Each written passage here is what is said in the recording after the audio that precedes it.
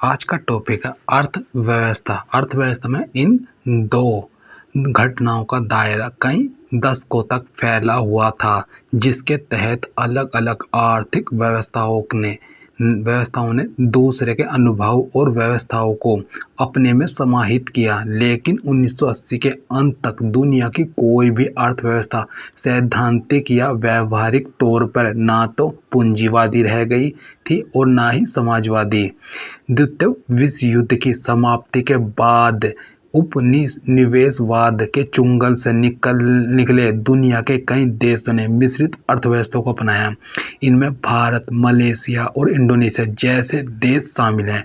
इन देशों के राजनेताओं को भविष्य द्रष्टा माना गया, जो 1990 के दशक के मध्य तक आते आते साबित भी हुआ। वैसे व्यावहारिक तौर पर मिश्रित अर्थव्यवस्था को लेकर दुनिया में कोई खास उत्साह नहीं दिखा था। इस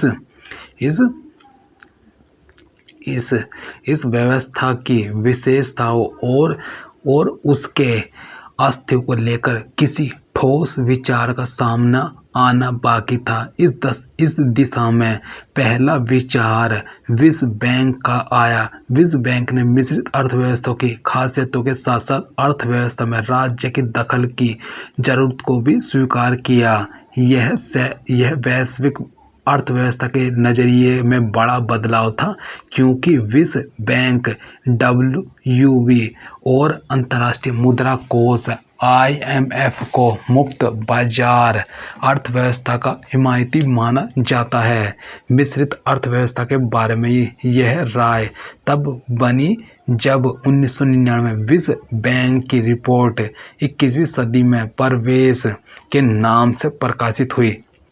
इस रिपोर्ट में विश्व बैंक ने कहा, सरकार विकास में अहम भूमिका निभाती है, लेकिन ऐसा कोई तय नियम नहीं है जो सरकार बताए कि उन्हें क्या करना चाहिए। विश्व बैंक ने आगे जाकर इस रिपोर्ट के माध्यम से सरकारों को सलाह दी कि अपने आर्थिक विकास, सामाजिक, राजनीतिक और अन्य ऐतिहासिक कारकों को ध्यान में रखते हुए वह उन खास क्षेत्रों और उसमें खास दायरे की पहचान करे जिसमें बाजार और सरकार दोनों का दखल हो। विश्व बैंक के इस अंतिम दस्तावेज ने एक तरह से ऐतिहासिक तौर पर चली आ रही अर्थव्यवस्था के दौर, यानी मुक्त बाजार की अर्थव्यवस्था और सरकारी अर्थव्यवस्था यानी एडम स्मिथ और कार्ल मार्क्स की मान्यताओं को खारिज कर दिया। ऐसा दोनों ही अर्थव्यवस्थाओं के अनुभव के आधार पर किया गया। इस अर्थव्यवस्था ने दोनों तरह की अर्थव्यवस्था के मेल से बनी मिश्रित अर्थव्यवस्था की वकालत की। इस तरह से लंबे समय से चला आ रहा वह विवाद भी समाप्त हुआ कि कौन सी अर्थव्यवस्था बेहतर है, बाजार वाली अर्थव्यवस्था या फिर सरकारी अर्थव्यवस्था। इस दस्तावेज में दोनों अर्थव्यवस्थाओं की खासियतों को शामिल किया गया और इसके मुताबिक दोनों व्यवस्थाओं की खासियतें एक दूसरे की पूरक हैं। वास्तविक समस्या बाजार या फिर सरकार का होना भर नहीं है, बल्कि दोनों को मिलकर बेहतर व्यवस्था बनाना है। बाजार की अर्थव्यवस्था किसी देश की अर्थव्यवस्था के अनुकूल हो सकती है और किसी के देश के लिए प्रतिकूल। ही है केवल विभिन्न सामाजिक आर्थिक स्थिति के चलते संभव होगा। ठीक उसी तरह से सरकारी अर्थव्यवस्था भी किसी एक अर्थव्यवस्था के लिए अच्छी हो सकती है, किसी के लिए नहीं हो सकती।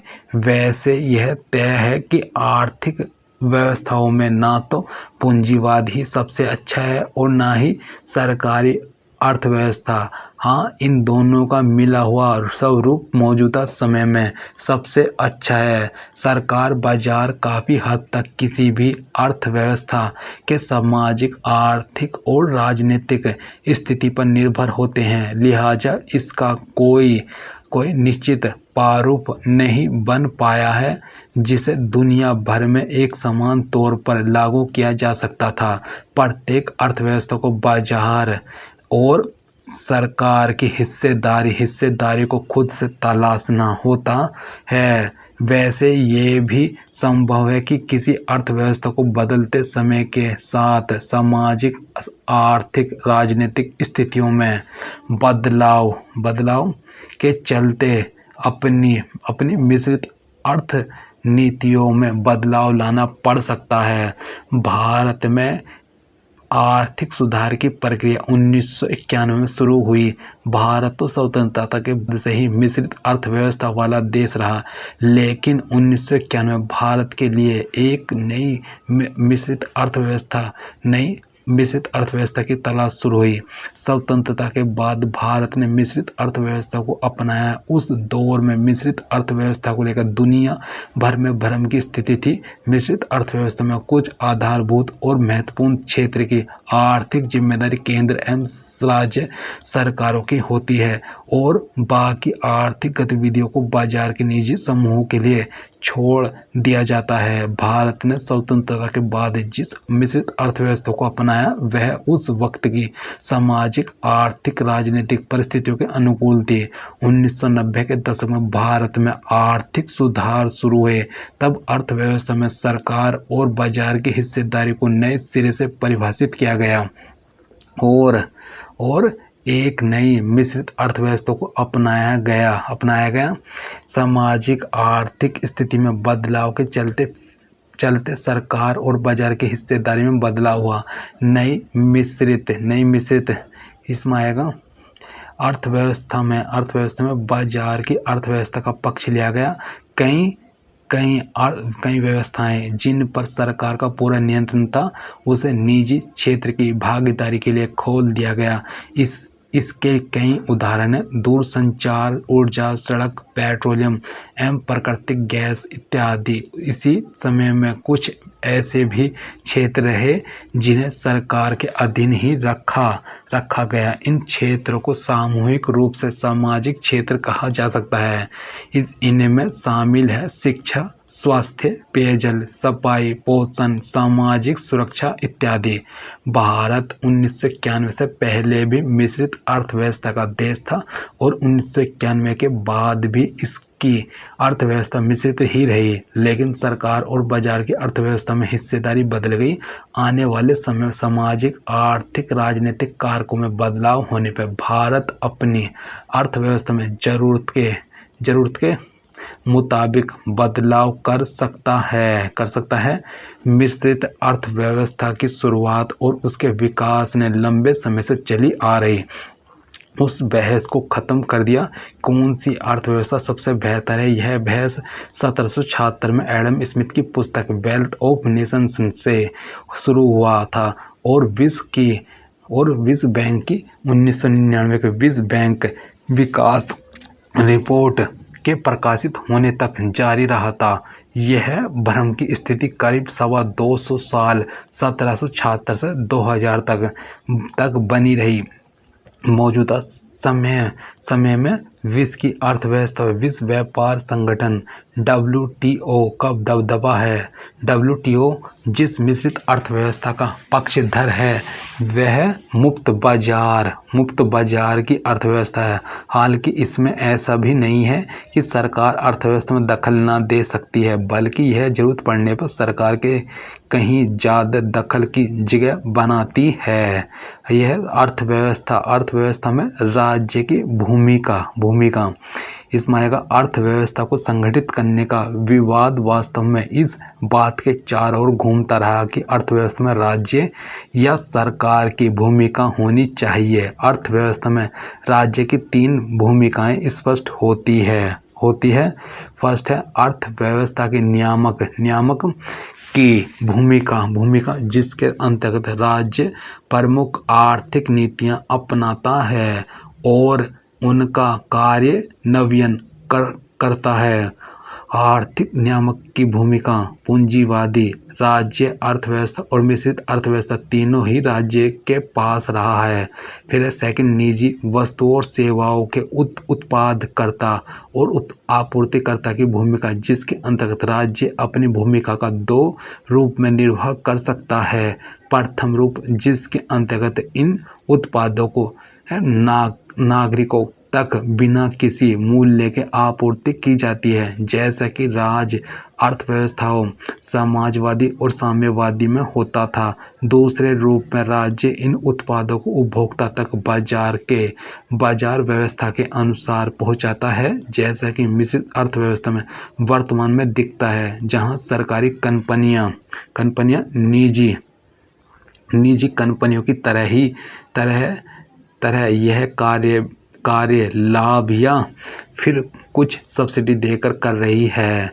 लोग वस्तुओं या सामाजिक वस्तुओं के आपूर्तिकर्ताओं की भूमिका, जिसके अंतर्गत स्वास्थ्य, शिक्षा, आवास, सामाजिक सुरक्षा इत्यादि सुविधाओं का जनता को सरकार द्वारा बिना किसी भुगतान का पहुंचाया जाता है। इनका भुगतान पूरी अर्थव्यवस्था सरकार करती है। पूंजीवादी अर्थव्यवस्था में राज्य यही निभाता था। विभिन्न अर्थव्यवस्था अपनी सामाजिक राजनीतिक विचारधाराओं के मुताबिक अपने राज्य के विभिन्न भूमिका तय करती हैं। अर्थव्यवस्था को संचालित करने के लिए दुनिया में अलग अलग सिद्धांत अपनाए जाते हैं। इसी वजह से अतीत में विभिन्न आर्थिक व्यवस्थाओं की शुरुआत हुई। अर्थव्यवस्था के नियमन पर कोई विवाद नहीं है, क्योंकि सभी तरह की अर्थव्यवस्था में सरकार ही उसे नियमित करती है। लेकिन राज्यों की ओर से दो अन्य गतिविधियों के चयन की वजह से वास्तविक अंतर पैदा होता है। जिस अर्थव्यवस्था में दोनों भूमिकाएं सेकंड और थर्ड सरकार के अधीन होती है, उन्हें सरकारी अर्थव्यवस्थाएं कहते हैं। इसमें दो तरह की अर्थव्यवस्थाएं होती हैं, समाजवादी और दूसरी साम्यवादी। समाजवादी अर्थव्यवस्था में श्रम सरकार के अधीन नहीं होता, लेकिन उनका शोषण सरकार नहीं कर सकती, जबकि साम्यवादी कम्युनिस्ट अर्थव्यवस्था में श्रम सरकार के अधीन होता है। इन दोनों अर्थव्यवस्थाओं का कोई बाजार नहीं है। जिस व्यवस्था में दोनों भूमिका सेकंड और थर्ड की जिम्मेदारी निजी क्षेत्र को मिलती है, उसे पूंजीवादी अर्थव्यवस्था कहते हैं। इसमें राज्य की कोई भूमिका नहीं होती, लेकिन वह नियामक के तौर पर अपनी भूमिका जरूर निभाता है। मिश्रित अर्थव्यवस्था में एक भूमिका फोर्थ भूमिका तय होती है। इसमें जरूरतमंद लोगों को जरूरत का सामान मुहैया कराने की जिम्मेदारी होती है। कुछ मिश्रित अर्थव्यवस्थाओं में सरकारें ये जिम्मेदारी उठाती है या फिर बहुत ज़्यादा भार अनुदान देकर वहन करती है। विश्व बैंक की रिपोर्ट 1999 में एक तरह से अर्थव्यवस्था में सरकार की उपयुक्त भूमिका को दर्शाता है। इसके मुताबिक सामाजिक और राजनीतिक जरूरत के मुताबिक सरकार की भूमिका में बदलाव संभव है। राजनीतिक समस्याएं तीन चीज़ों के मिलने से बनती हैं: आर्थिक निपुणता, सामाजिक न्याय और व्यक्तिगत स्वतंत्रता। इन तीनों उद्देश्यों को हासिल करने के लिए किसी भी अर्थव्यवस्था में ये इजाज़त नहीं दी जा सकती कि जिसमें केवल राज्य की भूमिका हो या फिर केवल बाजार की भूमिका हो। इन चुनौतियों का सामना तभी हो सकता है जब सरकार और बाजार दोनों को संतुलित भूमिका दी जाए।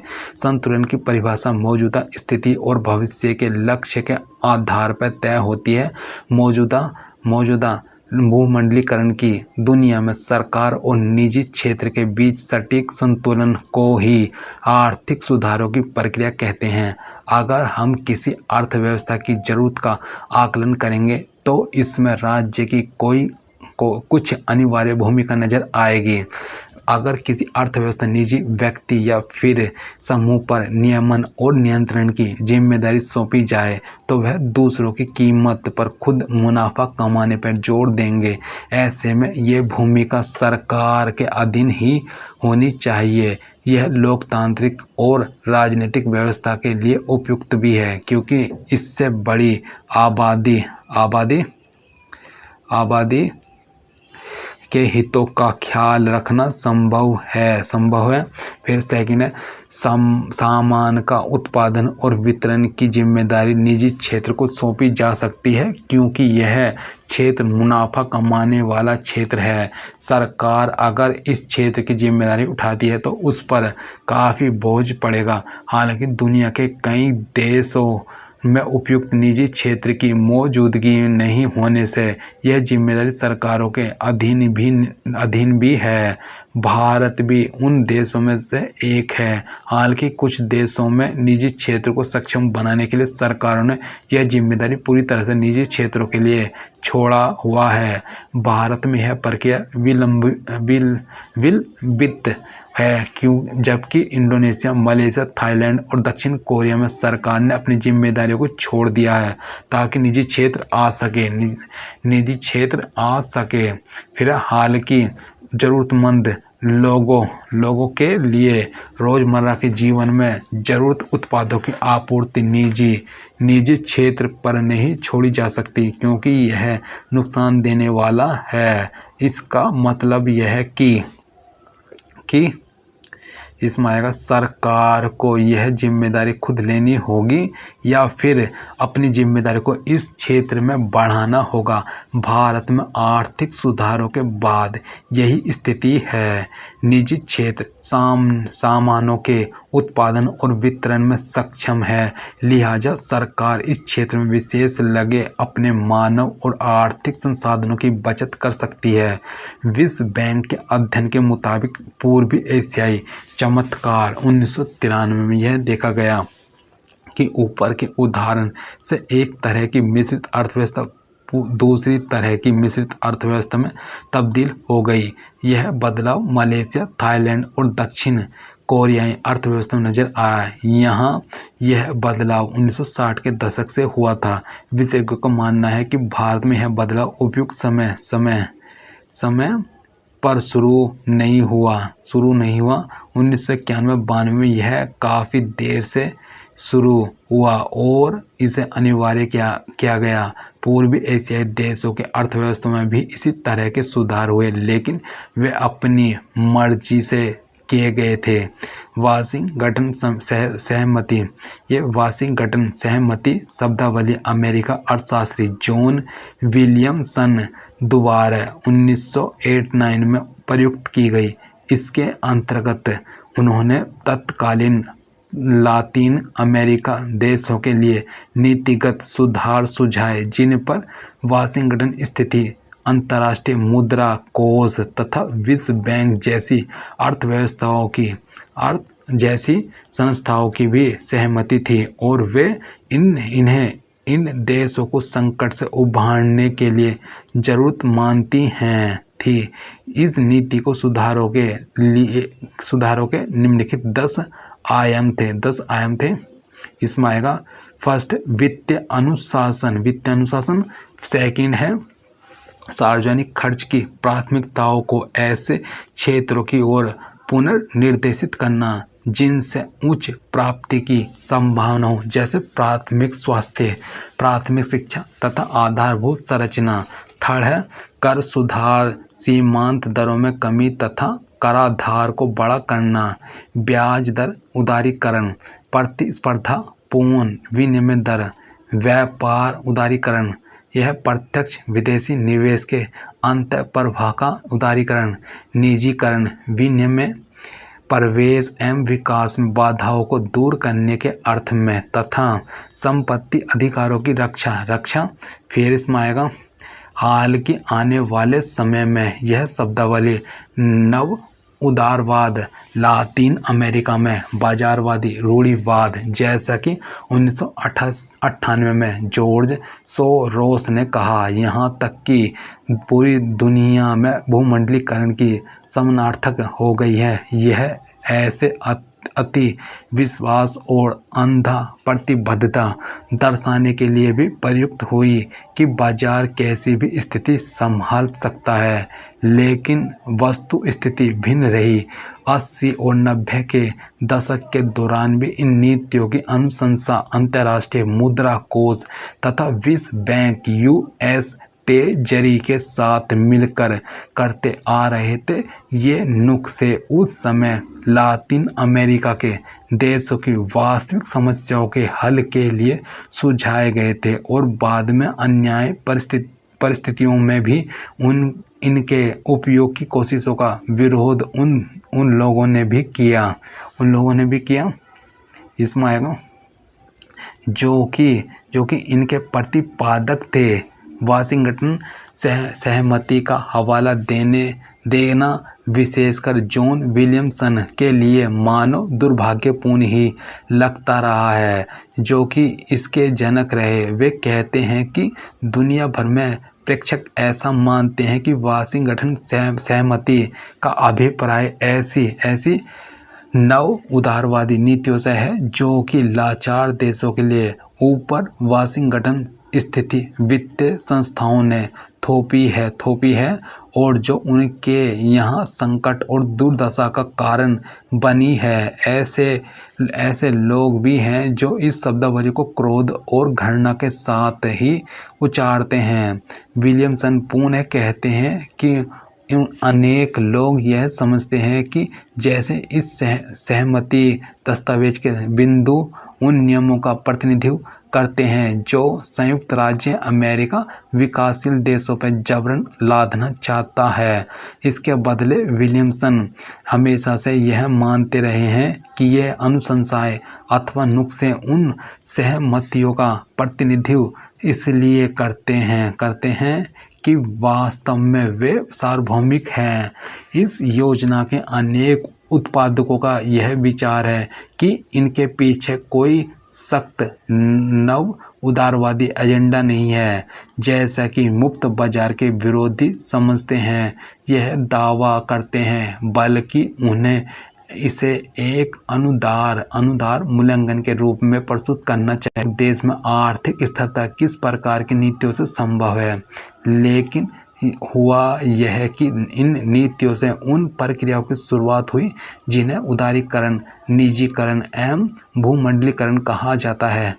इनके चलते अर्थव्यवस्था में राज्य की भूमिका सीमित कर दी गई।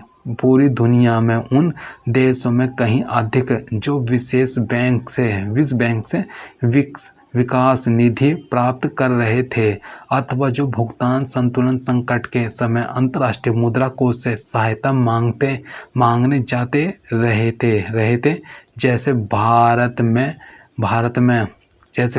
में जहां अंतर्राष्ट्रीय मुद्रा कोष की शर्तों पर 1991 में आर्थिक सुधारों की शुरुआत हुई। यह सब ऐसा था मानो एडम स्मिथ के मुक्त बाजार उदारवाद के नुस्खे का पुनर्जन्म नव उदारवाद हुआ हो। फिर इसमें आज अनेक विद्वान यह मानते हैं कि हाल के अमेरिका और यूरोप के आर्थिक संकटों का कारण कहीं न कहीं सहमति में निहित है। पश्चिमी अर्थव्यवस्था में आई महामंदी, अमेरिका के सब प्राइम संकट के पश्चात के जो परिणाम हुए, इसमें ऐसा विश्वास किया जाता है कि वृद्धि तथा विकास को सही करने अथवा पटरी पर लाने के लिए बाजार पर निर्भरता अब और नहीं चल सकती और दुनिया अब एक विकास राज्य के पक्ष में कुछ सहमत हो सकती है। जैसा कि पूर्वी एशिया के देश अपनी मजबूत वृद्धि के लिए भी सहमति के पीछे नहीं गए। किन्स के हस्तक्षेपकारी राज्य का विचार आज की परिस्थितियों में एकमात्र विकल्प प्रतीत होता है, जैसा कि अमेरिका के नोबेल अर्थशास्त्री पॉल क्रुगमैन मानते हैं और जापानी प्रधानमंत्री शिंजो अबे भी इसी रास्ते का अनुसरण कर रहे हैं। फिर है अर्थव्यवस्था के क्षेत्र में आएगा। प्रत्येक अर्थव्यवस्था अपनी आर्थिक गतिविधियों को आय अर्जन के मामले में महत्तीकृत करना चाहता है ताकि आर्थिक गतिविधियां लाभकारी से और अधिक लाभकारी हो सके। चाहे आर्थिक संगठन की व्यवस्था कुछ भी हो, अर्थव्यवस्था की आर्थिक गतिविधियों को निम्नलिखित 3 श्रेणियों में बांटा गया है। जिन्हें अर्थव्यवस्था का क्षेत्र कहा जाता है। प्राथमिक क्षेत्र अर्थव्यवस्था का वह क्षेत्र जहां प्राकृतिक संसाधनों को कच्चे तौर पर प्राप्त किया जाता है, यथा उत्खनन, कृषि कार्य, पशुपालन, मछली पालन फिर इत्यादि। इसी क्षेत्र को कृषि एवं संबद्ध गतिविधियां भी कहा जाता है। इसमें आएगा कहा जाता है द्वितीयक क्षेत्र। द्वितीयक क्षेत्र में अर्थव्यवस्था का वह क्षेत्र जो प्राथमिक क्षेत्र के उत्पादों को अपनी गतिविधियों में कच्चे माल की तरह उपयोग करता है, द्वितीयक क्षेत्र कहलाता है। उदाहरण के लिए लौह एवं इस्पात उद्योग, वस्त्र उद्योग, वाहन, बिस्किट, केक इत्यादि उद्योग। वास्तव में इस क्षेत्र में विनिर्माण कार्य होता है। यही कारण है कि इसे औद्योगिक क्षेत्र भी कहा जाता है। तृतीयक क्षेत्र, इस क्षेत्र में विभिन्न प्रकार की सेवाओं को उत्पादन किया जाता है, यथा बैंकिंग, बीमा, शिक्षा, चिकित्सा, पर्यटन इत्यादि। इस क्षेत्र को सेवा क्षेत्र के रूप में भी जाना जाता है। अर्थव्यवस्था के प्रकार। फर्स्ट है, किसी अर्थव्यवस्था में उनके क्षेत्रकों का एकल आय में क्या योगदान है और कितने लोग उन पर अपनी आजीविका के लिए निर्भर हैं। इन बातों के आधार पर अर्थव्यवस्था का नामकरण भी होता है। कृषक अर्थव्यवस्था, अगर किसी अर्थव्यवस्था के एकल उत्पादन सकल घरेलू उत्पाद में प्राथमिक क्षेत्र का योगदान 50% या इसके अधिक हो तो वह कृषक अर्थव्यवस्था कही जाती है। स्वतंत्रता प्राप्ति के समय भारत एक ऐसी ही अर्थव्यवस्था था, लेकिन आज इसकी सकल आय में हिस्सा घटकर 18% के आसपास ही रह गया। इस दृष्टिकोण से भारत एक कृषक अर्थव्यवस्था नहीं लगता, लेकिन आज भी इस क्षेत्र पर भारत के लगभग 49% लोग अपनी आजीविका के लिए निर्भर हैं। यह एक विशेष परिस्थिति है जहां सकल आय में प्राथमिक क्षेत्र का योगदान जिस अनुपात में घटा है आजीविका के लिए, इस पर लोगों की निर्भरता उस अनुपात में नहीं घटी है। जनसंख्या का एक क्षेत्र से दूसरे क्षेत्र की ओर स्थानांतरण नहीं हुआ है। फिर सेकंड, इसमें औद्योगिक अर्थव्यवस्था।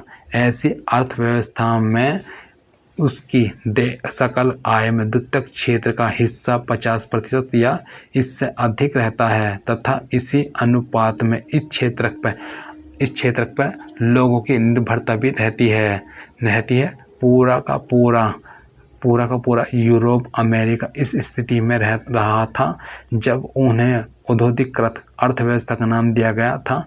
यह स्थिति भारत में अभी तक नहीं आई तो द्वितीयक क्षेत्र का योगदान इस स्तर तक बढ़ा नहीं, इस पर जनसंख्या की निर्भरता ही बढ़ी है। सेवा अर्थव्यवस्था, इसमें ऐसी अर्थव्यवस्था जिसके अंतर्गत सकल आय में तृतीयक क्षेत्र का योगदान 50% या उससे ज़्यादा होता है, उसे सेवा अर्थव्यवस्था कहते हैं। ऐसी अर्थव्यवस्था को अपनाने वाले पहले वह देश थे जो पहले औद्योगिक अर्थव्यवस्था को अपना चुके थे। इस अर्थव्यवस्था में ज़्यादातर लोगों की आजीविका तृतीयक क्षेत्र से पूरा होता है। बीते एक दशक के दौरान 2003-04 से लेकर 2012-13 सेवा क्षेत्र में ही ज़्यादा वृद्धि देखने को मिली है। इस दौरान पूरी अर्थव्यवस्था में हुई वृद्धि में 65% हिस्सेदारी सेवा क्षेत्र की ही रही है, जबकि 27% उद्योग धंधों और 8% कृषि क्षेत्र का योगदान रहा है। 19वीं सदी के अंत तक कम से कम पश्चिमी देशों में तो यह सत्यापित हो चुका था कि औद्योगिक गतिविधियां कृषिगत गतिविधियों की तुलना में आय अर्जित करने का बेहतर और तेज तरीका है। द्वितीय विश्व युद्ध के बाद यह मान्यता पूरी दुनिया में मान्य हो गई और सभी देशों में औद्योगिकरण की होड़ शुरू हो गई। जब कई देशों ने औद्योगिकरण की कामयाबी के साथ अपना लिया तो आबादी का बड़ा हिस्सा कृषि क्षेत्र से उद्योग धंधों की तरफ इसमें आएगा आया। इस बदलाव की प्रक्रिया को ही वृद्धि के चरण के रूप में परिभाषित किया गया। औद्योगिकरण के बढ़ने से कृषिगत क्षेत्रों पर लोगों की निर्भरता कम होती गई और उद्योग धंधों पर निर्भरता बढ़ती गई।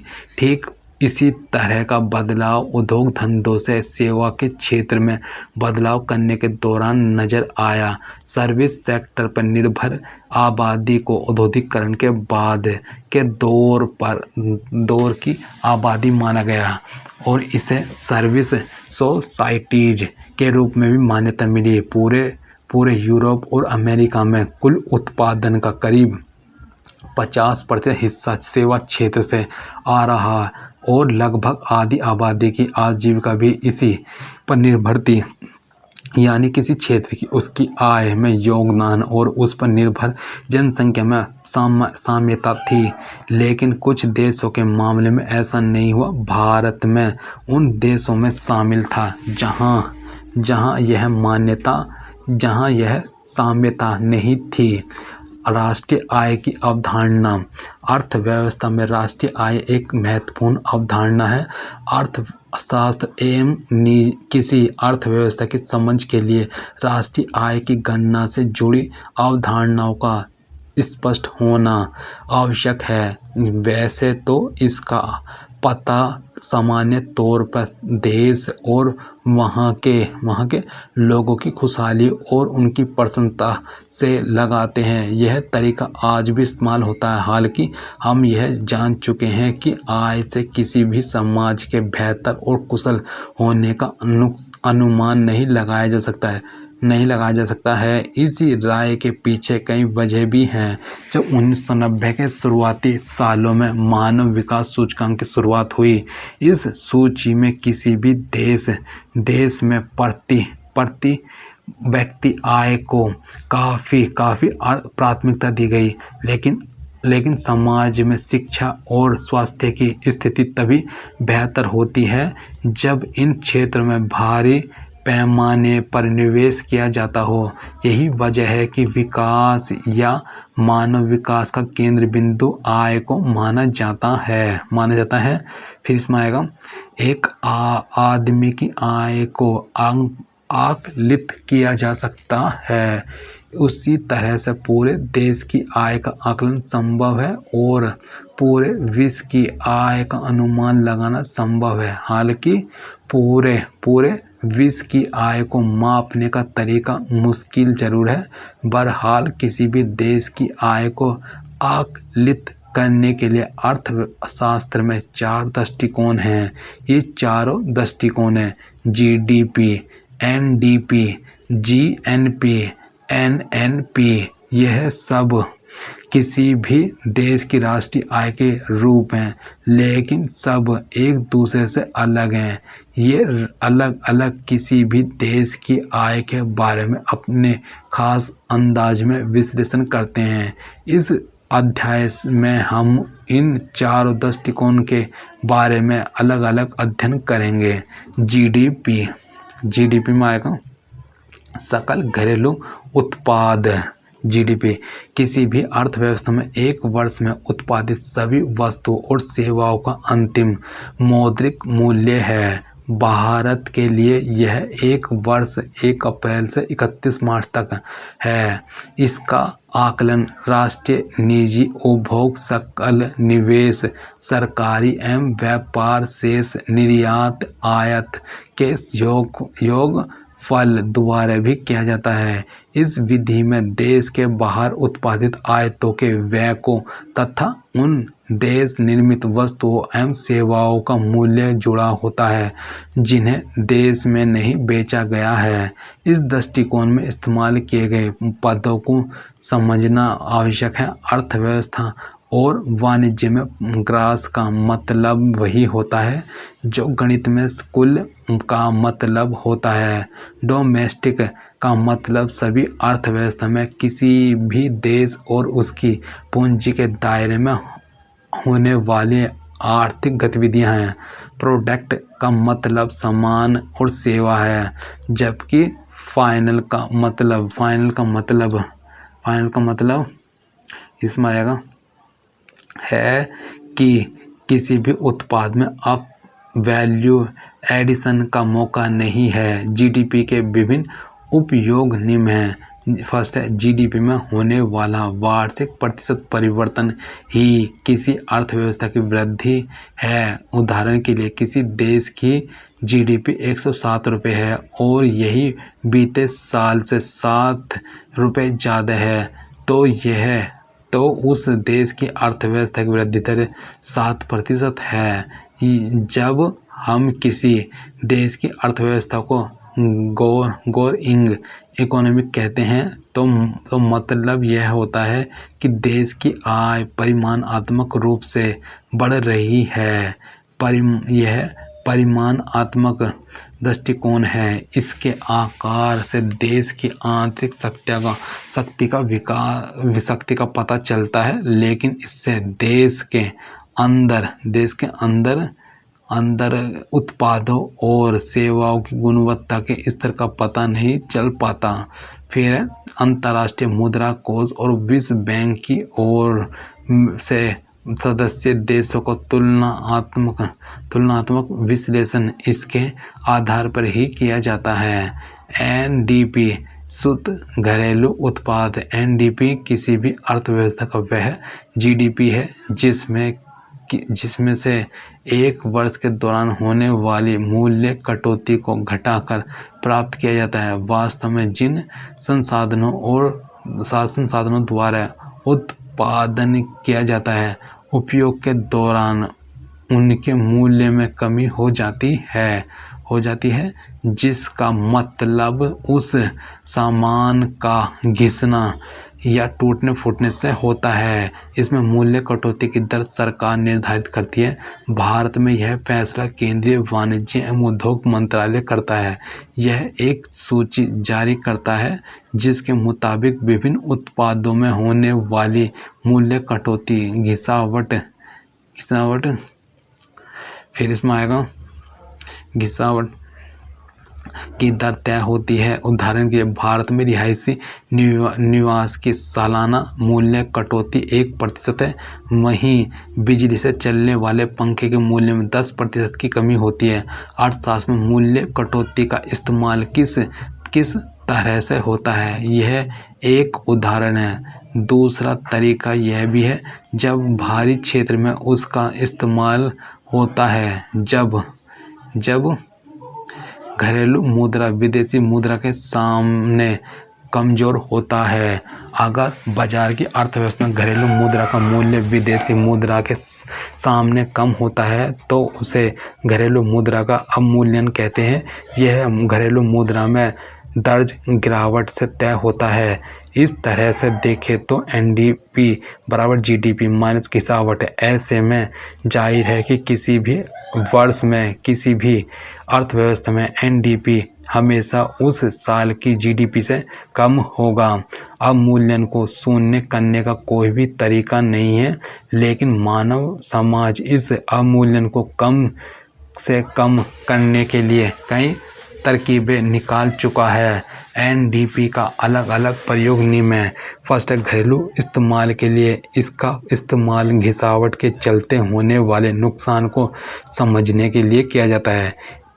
इतना ही नहीं, खास समय अवधि के दौरान उद्योग धंधे और कारोबार में अलग अलग क्षेत्र की स्थिति का अंदाज़ा भी इससे लगाया जा सकता है।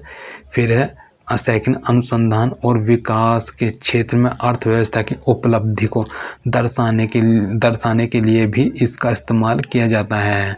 लेकिन जीडीपी का इस्तेमाल दुनिया की अर्थव्यवस्थाओं की तुलना के लिए नहीं किया जाता। ऐसा क्यों है? इसकी वजह है दुनिया की अलग अलग अर्थव्यवस्थाएं अपने यहाँ कटौती की अलग अलग दरें निर्धारित करती है। यह दर मूल्य रूप से तार्किक आधार पर तय होता है। उदाहरण के लिए भारत में मकान में होने वाले मूल्य कटौती की दर को ले मकान बनाने में सीमेंट, ईंट, बालू और लोहे की छड़ इत्यादि का इस्तेमाल होता है और यह माना जाता है कि ये आने वाले 100 साल तक चलेगी, लिहाजा यहाँ मूल्य कटौती की दर 1% सालाना होती है। हालांकि यह जरूरत नहीं है कि हर बार इसका फैसला तारीख के आधार पर ही हो। उदाहरण के लिए फरवरी 2002 में भारी वाहन